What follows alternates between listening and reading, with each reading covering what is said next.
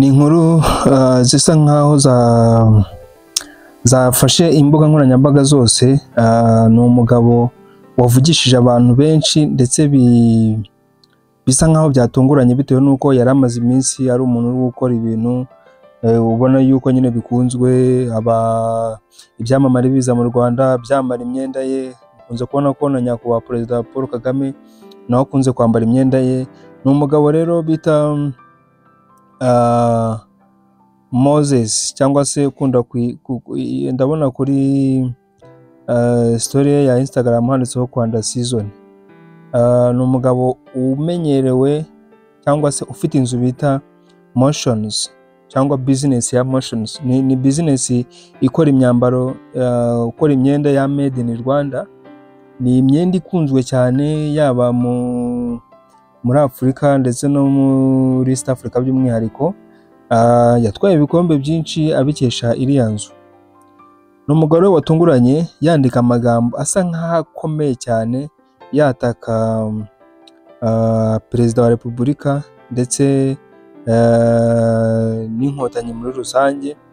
Ndashaka ngo tubanyure amwe mu magambo yavuze, tuyabagezeho, ndetse turaza gusimbukira no kuri X cyangwa se hahoze hitwa Twitter, turebe naho ibyo banditse, kuko bari mu bantu bavuze, banditse byinshi cyane. Rero mbere yuko dutangira, ndashaka ngo ugende hasi urebe ahantu handitse subscribe, urebe niba warayikoze. Niba utarayikoze ugende ukandeho, uduhe igitekerezo unyuze muri commentaire, cyangwa se ukande na like, ndetse unohereze na bagenzi bacu kugira ngo tubashe kwaguka tuba umuryango munini. Tudatinze cyane, Motion yanditse ngo, cyangwa se Moses tumenyerewe Motion yanditse ngo, nakuze nanga Kagame n'inkotanyi zose bro. Inkotanyi zafunze data pasiteri zimuziza ubusa. Bwa mbere nagiye mu mujyi wa Kamembe, nari ngiye gusura papa afungiye Cyangugu ndi kumwe na mama. Icyo gihe nari mfite imyaka 6.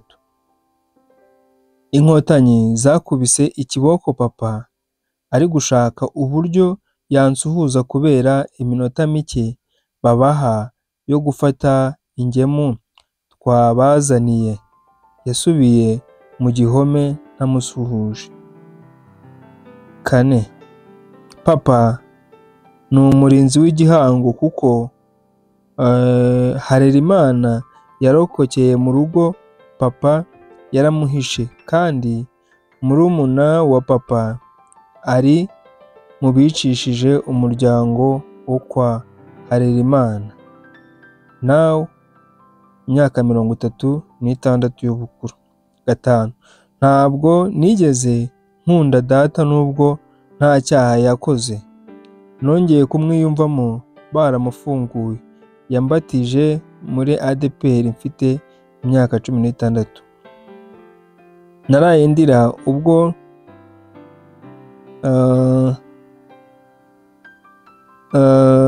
bambwiraga ko His Excellence azambara ishati nakoze, ishati nahanze. Naraye ndira ubwo bambwiraga ko His Excellence azambara ishati nakoze. Sindababarira Kagame n'inkotanyi zose. Aya ni amagambo asa nkaho yatunguranye rero. Kuri Twitter rero bagiye barandika, niho hantu nkunda cyane. Uyu mugabo baramutatura ku bwinshi. Tugiye guhera ku wo bita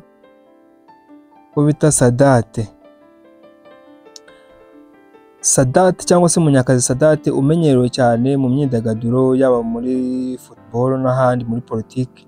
Muruka ko yanayoboye Rayon Sport. Yagiye arandika ngo, aho ni kuri Twitter cyangwa se kuri X, iteka ryose si kenshi nibeshya ku muntu. Iyo umugabo atega aho Motions atega bakajombamo ibisongo ibitiritiri n'amacupa, ntiwakwitega ko mu kanwa ke havamo ibinyuranye n'ibyo Moses Motions yavuze, kuko ubwonko bw'umuntu nk'uko buba bwaraboze bugahinduka umwanda. Uwo wavuze wanga, njyewe ndabizi neza, yangwa n'abicanyi, ibitabapfu, inkozi z'ibibi, ibisambo n'ibirumbo n'abandi nkabo. Abamukunda turihagije kandi turahagije ngo turumuhate anyurwe kandi yishime. Erega abe turahari kandi tuzahoraho turi abe. Dukomeje kwibuka ko so wowe wabashaga kumusura aho afungiye. Ni mu gihe njyewe iyo nshaka gusura data mfata inzira nkajyana indabo ku rwibutso rwa Jenoside yakorewe Abatutsi so yamaze, ariko agahinda ntikica kagira mubi. Igitangaje ni ubutwari, ubushobozi, ubumuntu bw'uwo uvuga ko wanga. Twembi, umwana w'uwo wamaze Abatutsi muri Jenoside n'umwana w'uwo wamariwe abe muri Jenoside, yaduhaye amahirwe amwe muri iki gihugu. Aha niho uwo wanga yabarushirije umutima n'ubumuntu. Moses, ndakangutse mvuye mu nzozi, nibuka ko udashobora kugira urukundo waronse ingengabitekerezo ya Jenoside. Yewe nari nibagiwe ko utagira urukundo, waronse urwango wamutindiwe. Ni nk'uko utaba umugabo utega iyo bakajombamo. Nta mwijima ubyara urumuri, nta mbwa ibyara inka. Urwango ntirwahinduka urukundo, uri urwango, uri ikivume iteka ryose. Ahita ashyiraho iyi foto muri kubona ndibuze kubasangiza. Ni benshi banditse, hari n'uwo bita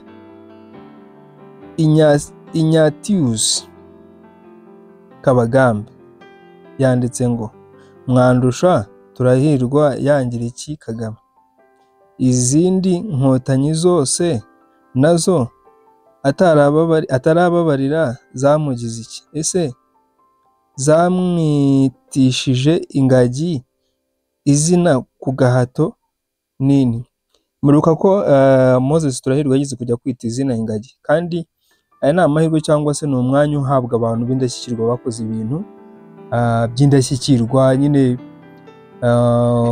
iyo bagutoranyije hariya uba uri umuntu ukomeye. Muribuka ba Meddy bagiyeyo, ba The Ben bagiyeyo, ba Bruce Melody bagiyeyo. Ni abantu nyine bajya hariya bafite ibikorwa bikomeye. Abandi rero banditse nabo harimo uwo bita Dr Dash. Uyu rero muramumenyereye hano ku mbuga nkoranyambaga, yanditse ngo uzahangane n'umuntu wese ushaka muri iki gihugu, nakubwira iki? Gusa uzirinde kwibasira Perezida Paul Kagame, kuko Abanyarwanda bose bazaguhuriraho baguhonde. Nugira ubwenge buke uzataka umuryango w'umuntu uwo ari we wese, ntuzamenya ikigukubise.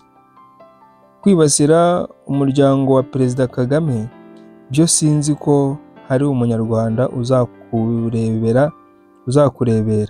Niyo Perezida yakubabarira, twe ubanza tuzakomeza tukaguhonda bimwe nita accordingly.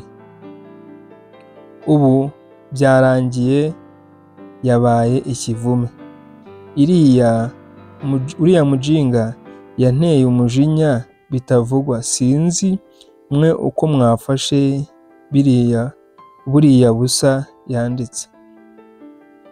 Ubitacaguwa nawe ati uyu munsi dusura urwibutso rwa Jenoside yakorewe Abatutsi mu Bisesero, nagiriwe amahirwe yo kuganira na manager warwo Emmy umwanya munini. Yambwiye ati buriya iyo urwaye ikibyimba uragikanda kandi kugeza gituritse ukagikira. Ibi bisobanuye ko iyo umuntu afite ingengabitekerezo ya jenoside ugomba kutamugirira ibanga, ahubwo urabivuga ukamuhana, ukamucyaha, ukamutangaho ingero mu bandi kugeza iyo ngengabitekerezo imushizemo. Iyo umuhishiriye ngo adahanwa bituma ikibyimba kidakira. Urumva nawe yaganishaga ko emotions cyangwa se Moses ashobora kuba hari ibintu byinshi abetse mu mutwe, ushobora kuba ari ingengabitekerezo. Undi wanditse ni Nasere Olga, yanditse ngo so sad. Ni gute umuntu ashobora kugira urwango rungana gutya? Yahawe amahirwe menshi, umutekano, yize ararangiza, ntabwo yigeze ahohoterwa. Imagine 6 years older judging. Yabikoze abizi ndetse agahengera turi mu bihe byo kwibuka abacu bazize jenoside.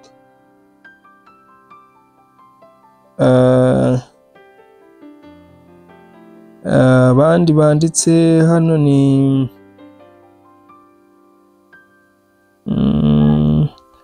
AFC M23 Gallery, yanditse ngo uyu mutinganyi umwami yamuhaye amata none amwimye amatwi, uwamukuye mu buroko niwe wahemutse. Yes, tugerewe ku cyamamare bita Godfather. Godfather we yabitatuye hano rwose. Mu makuru maze gucukumbura ajyanye na business ya Motions n'abafitemo imigabane nabuzemo impamvu n'imwe yagira aho ihurira n'izo mpamvu 10 zuzuye urwango, kabone niyo yaba yariganijwe cyangwa bifite ukundi byagenze mu mikoranire n'abafatanyabikorwa. Ni gute business izura ibyabaye 9/4?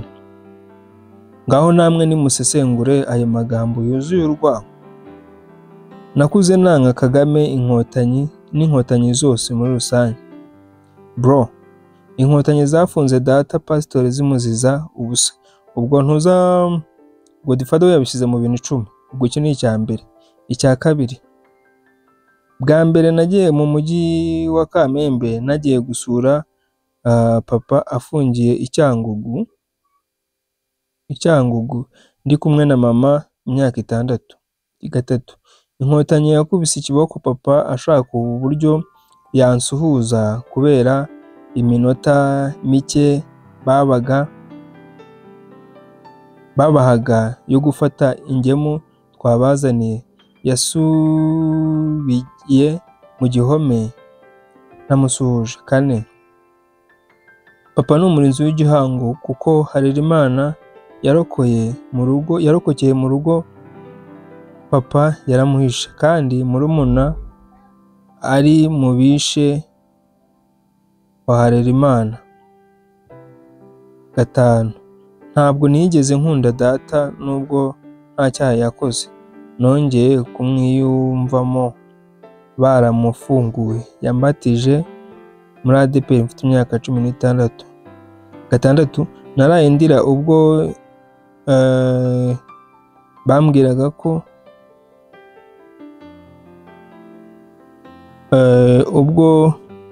bambwiraga ko His Excellency azambara ishati nahanze. 7,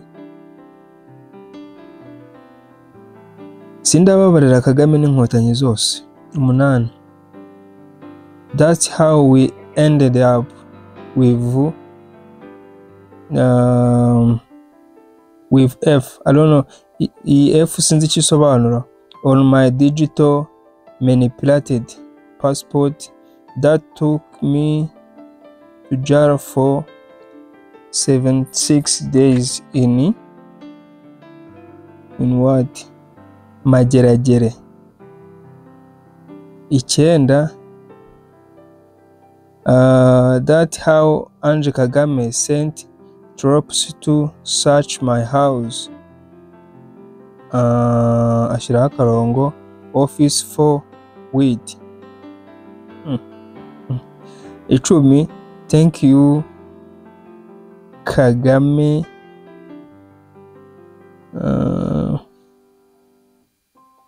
Kagame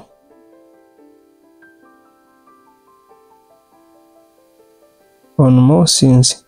Icyitonderwa, indambi uyiha amata ikaruka amaraso. Umunyarwanda yaciye umugani ngo uhongera umwanzi amara inka. Ni ibintu hano banditse ibintu byinshi cyane, ariko ikigaragara hano nyine hahiye. Uyu mugabo bose ndamenya niba aya makuru ariyo, wenda dutegereje kuzabona comment cyangwa se icyo motion zazarenzaho. Bishobora kuba wenda araba hakinze imbuga nkoranyambaga ze bitewe n'ibi bihe kugira ngo banduze izina rye, cyangwa se n'umuntu ni mugari, ashobora no kuba ari nawe wanabyanditse, nabyo birashoboka. Undi nawe hano yanditse ngo nicagwa nk'ibisanzwe. Yanditse ngo twabonye drama ze zitandukanye nyinshi, gusa tukabyirengagiza kuko ari ubuzima bwe, ariko gushaka gukinira kuri perezida wacu n'inkotanyi byo yayobye pe. Abamwegereye bamubwire acire birarura. Niba barambaye ishati ye akarararira iyo abyanga, icyo gihe nta wari buyambare ku ngufu ntigendera. Rero reka turekere aha ngaha, ariko ayo niyo makuru ari gutrendinga cyane. Ni byinshi, urumva yakomoje no ku bana be, yakomoza uburyo Ange Kagame yagiye gusacinga mu nzu yari gushakamo urumogi. Ni ibintu byinshi yanditse. Urumva kwataka rero umuntu ni noneho nka perezida wa repubulika ni ikindi kibazo, ni ibindi bindi ku ruhande, urumva. Ariko reka dutegereze wenda icyo azandikaho cyangwa se ibyo azisobanuraho. Tubashishikarize rero gukomeza gukurikirana amakuru yacu ndetse no kutwereka urukundo munyuze mu gukora subscribe, comment ndetse na like, kugira ngo tubashe mubashe kutumotiva nyine dukora ibintu byinshi cyane. Murakoze.